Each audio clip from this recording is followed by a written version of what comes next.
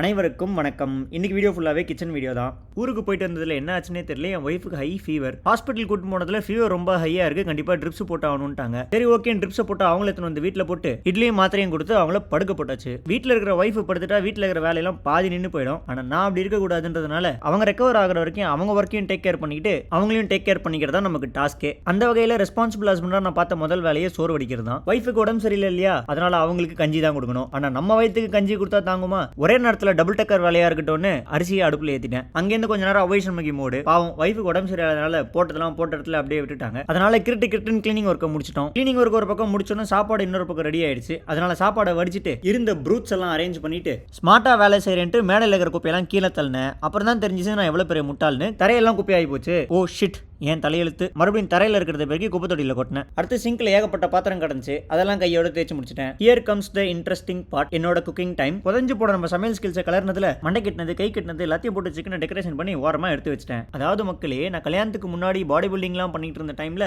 எனக்கு தேவையான chicken fish எல்லாத்தையும் நானே தான் சமைச்சு சாப்பிட்டுட்டு இருந்தேன். கல்யாணம் ஆனதுக்கு அப்புறம் என்னோட நான்வெஜ் பார்ட் ஃபுல்லா என் வைஃப் பர்ஃபெக்ட்டா பண்ணி கொடுத்துட்டு இருந்தாங்க. அதனால கொஞ்சம் நான்வெஜ் சமைச்சு டச் விட்டு போச்சு. இருந்தாலும் பரவாயில்ல, சிக்கனும் நம்பலான்னு வந்ததுக்கு அப்புறம் ஒரு கை பாத்திரம் முடிவு பண்ணிட்டேன். அதனால டெக்கரேஷன் பண்ண சிக்கன் அல்லாக்கா எடுத்து கொதிச்சு இந்த கிரேவில மல்லாக்க போட்டு அதுக்கு ஒரு மூடியை போட்டு அப்படியே ஆண்டவ மேல ஒரு பாரத்தை போட்டு 10 நிமிஷம் கழிச்சு திறந்து பார்த்தா ஆஹா ஓஹோன்னு இருந்துச்சு. பார்க்க மட்டும் ஆஹா ஓஹோன்னு இருந்தா போதுமா? டேஸ்ட் பண்ணி பார்த்ததுல ஒரு 2 செகண்ட் ரியாக்ஷனே இல்ல. நம்ம குக்கிங் ஸ்கில்ஸ் இன்னும் சாவல. மசில் மெமரி மாதிரி குக்கிங் மெமரியும் பர்ஃபெக்ட்டா இருக்கு. அண்ட் இன்னொரு இம்பார்ட்டன்டான விஷயம், சென்னையில நிறைய பேருக்கு வைரல் ஃபீவர் வந்துட்டே இருக்கு. சோ எல்லாரும் பார்த்து சேஃபா இருங்க. இன்னைக்கு கதை அவ்வளவுதான். நான் போய் என் வைஃபை பாத்துக்கிறேன். நீங்க போய் உங்க ஹெல்த்தை பாத்துக்கோங்க. நாளைக்கு பார்க்கலாம். டாடா பாய்.